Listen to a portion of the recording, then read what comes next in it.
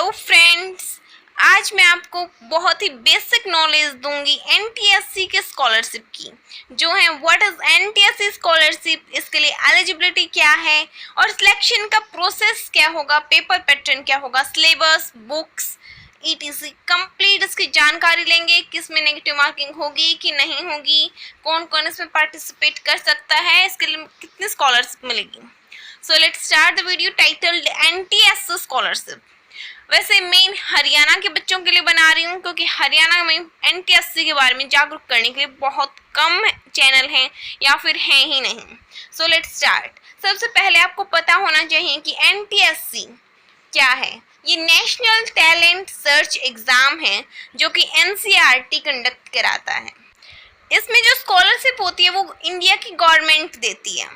और scholarship amount की बात करें तो 11th और 12th क्लास में आपको 1200 रुपये प्रति महीना मिलते हैं। और यूजी पीजी अगर आप करते हैं या फिर ग्रेजुएशन जो भी आप करते हैं 12th के बाद में, उसमें आपको 2000 प्रति महीना मिलते हैं। और पीएचडी वगैरह आप करेंगे जो भी आगे, उसमें आपके यूजीसी की क्राइटेरिया के अकॉर्डिंग आपको मिलते हैं। अगर नॉर्मली देखें तो इसमें लगभग बच्चों को 3000 तक की प्रति महीने स्कॉलरशिप मिलती है। अगर इसमें एलिजिबिलिटी की बात करें कि इस पेपर को कौन कौन दे सकता है, तो इसको वो सारे स्टूडेंट्स दे सकते हैं जो अभी क्लास 10th में हैं, अभी क्लास 10th में अपीयर कर रहे हैं। और बच्चे इसके 9th 6th 7th यहीं से ही स्टार्टिंग कर देते हैं। और मोस्टली बच्चे 9th से ही एनटीएससी की प्रिपरेशन स्टार्ट कर देते हैं। 9th में हो तो अभी से अपनी प्रिपरेशन स्टार्ट कर दो, और अगर 10th में हो तो अभी भी देर नहीं हुई है, start it now. Second eligibility criteria है आपके 9th क्लास में 60% से अबो आने चाहिए अगर आप जनरल या ओबीसी हो तो। इसमें कोई भी डोमेन रेस्ट्रिक्शंस नहीं है, यानी आप किसी भी राज्य से हो, कहीं से भी हो, ओपन स्कूल से हो या डिस्टेंस लर्निंग कर रहे हो या रेगुलर स्टूडेंट हो, आप एग्ज़ाम दे सकते हो। और इसमें एज लिमिट भी है, आपकी एज 18 से लेस होनी चाहिए और आप अनएम्प्लॉयड होने चाहिए और क्लास 10th में भी अपीयर होने चाहिए। These are the eligibility criteria for NTSC examination. NTSC her year एक बार होता है और इसका एप्लीकेशन फॉर्म ऑनलाइन फिल किया जाता है। अगर इसके सिलेक्शन प्रोसेस की बात करें तो इसमें 2 स्टेजेस होती हैं, stage 1 and stage 2।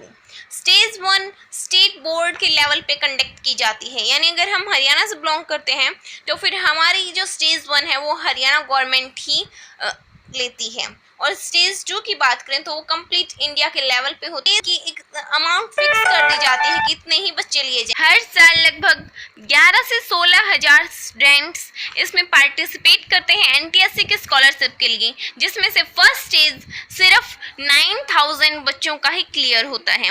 Around 9000 students, उससे कुछ कम या कुछ ज़्यादा भी हो सकते हैं। आप इस डाटा को देख के यूँ मत सोचना कि हमारा सिलेक्शन नहीं हो सकता। इसमें सिलेक्शन होने के पूरे चांसेस होते हैं, क्योंकि आधे बच्चे तो ऐसे होते हैं जो यूं ही एनटीएससी देने आ जाते हैं, क्योंकि इसमें कोई फीस नहीं लगती एग्जाम देने के लिए। तो बच्चे सोचते हैं कि कोई फी तो देनी नहीं है तो हम ऐसे एग्जाम दे आते हैं। कई के बच्चे बिना प्रिपरेशन के ही एग्जाम फॉर्म फिल कर देते हैं। तो आपको ज़्यादा टेंशन लेने की जरूरत नहीं है, आपका एग्जाम इसमें क्लियर हो सकता है, लेकिन प्रैक्टिस की जरूरत है, प्रैक्टिस तो करनी ही पड़ेगी। जिसका स्टेज 1 क्लियर हो जाता है उसे बाद में स्टेज 2 देने का मौका मिलता है। स्टेज 2 देने के बाद में टोटल उन 9000 बच्चों में से 1000 बच्चों को ही सिलेक्ट किया जाता है। उन 1000 स्टूडेंट्स को गवर्नमेंट फिर स्कॉलरशिप देती है, जो मैंने आपको स्टार्टिंग में बताई थी कितनी स्कॉलरशिप मिलती है।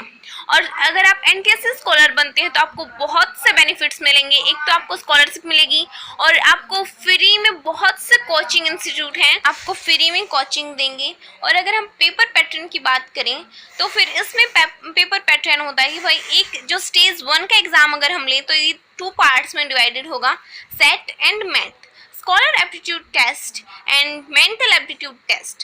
स्कॉलर एप्टीट्यूड टेस्ट में आपके जो साइंस, मैथ और एसएसटी हैं, ये तीनों सब्जेक्ट्स आते हैं। और मैथ में यानी मेंटल एप्टीट्यूड टेस्ट में कुछ क्वेश्चन सॉल्व करने होते हैं रीजनिंग से रिलेटेड, एप्टीट्यूड से रिलेटेड, जो सिर्फ प्रैक्टिस मांगते हैं। उनमें कोई मेन फॉर्मूलाज नहीं होते, वेरी इजी होता है, बस प्रैक्टिस की जरूरत होती है, प्रैक्टिस हो तो।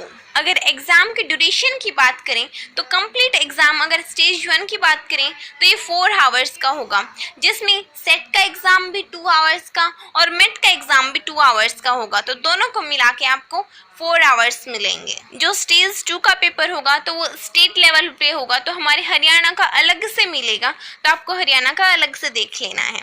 वो मैं आपको प्रोवाइड कर दूँगी हमारे चैनल के ऊपर विद सॉल्यूशन, तो प्लीज़ हमारे चैनल को सब्सक्राइब कर लें एंड लाइक अवर वीडियो। अगर हम नेगेटिव मार्किंग की बात करें तो फिर स्टेज 1 होता है, उसमें कोई नेगेटिव मार्किंग नहीं होती, लेकिन स्टेज 2 में 1/3 नेगेटिव मार्किंग होती है। इसमें बुक्स आप मेनली एनसीईआरटी को प्रेफर करें, क्लास 9-10 की एनसीईआरटी करें।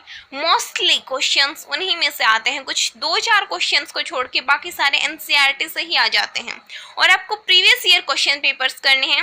मैं प्रीवियस ईयर पे क्वेश्चन पेपर करने बहुत ज़रूरी है, इससे आपको पता चलना है किस टॉपिक से आएंगे क्वेश्चंस और किस लेवल के आते हैं। तो आपको प्रीवियस ईयर क्वेश्चन पेपर जरूर करने हैं। अब हम हरियाणा स्टेट से हैं तो आपको हरियाणा स्टेट के करने। अब आपको एक कन्फ्यूज़न रह गया होगा कि हमारे सिलेक्शन कितने मार्क्स ऑब्टेन करने पे होगा। तो स्टेज 1 की बात करें तो अगर आपके 150 to 160 आ जाते हैं तो फिर आप मान लीजिए कि आपके सिलेक्शन होने के कंप्लीट चांसेस हैं। और अगर स्टेज 2 की बात करें उसमें अगर आपके 160 के आसपास आ जाते हैं तो उसमें भी आपका सिलेक्शन होने के पूरे चांसेस रहते हैं। तो इसमें अगर आपके 30 या 20 क्वेश्चन गलत हो जाते हैं तो कोई फ़र्क नहीं पड़ेगा आपके रिजल्ट के ऊपर।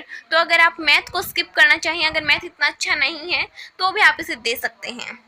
तो ये कुछ बेसिक नॉलेज थी। और जो मैंने आपको बताया कि स्टेज 1 में सीट्स फिक्स होती हैं कि लगभग 9000 के अराउंड सीट्स होती हैं। तो उसमें अगर हरियाणा की सीट्स की बात करें कि हरियाणा में कितने सीट्स होती हैं स्टेज 1 के लिए, तो उसमें लगभग 200 सीट्स होती हैं। अगर आप हरियाणा में बिलोंग करते हैं तो आपको 200 स्टूडेंट्स में से आना होगा। वैसे आप इस फॉर्म को ज़रूर फिल करें क्योंकि ना इस एग्ज़ाम की कोई फ़ीस है और आपका कोई हार्म नहीं होगा। इसका जो सेंटर है वो भी आपके आसपास ही मिलेगा, थोड़ा बहुत किलोमीटर की डिस्टेंस पे। तो आप ये ज़रूर दें। Thanks for watching. Please like our video and subscribe our channel. अगर आप हरियाणा से रिलेटेड हैं तो आपको एनटीएससी के लिए प्रीवियस ईयर के लिए हमारे चैनल को प्लीज़ सब्सक्राइब कर दें ताकि आप विद सॉल्यूशन एचबीएससी के जो एनटीएससी के पेपर हैं वो गेन कर सकें। So thanks for watching, like our video and subscribe our channel. Bye bye.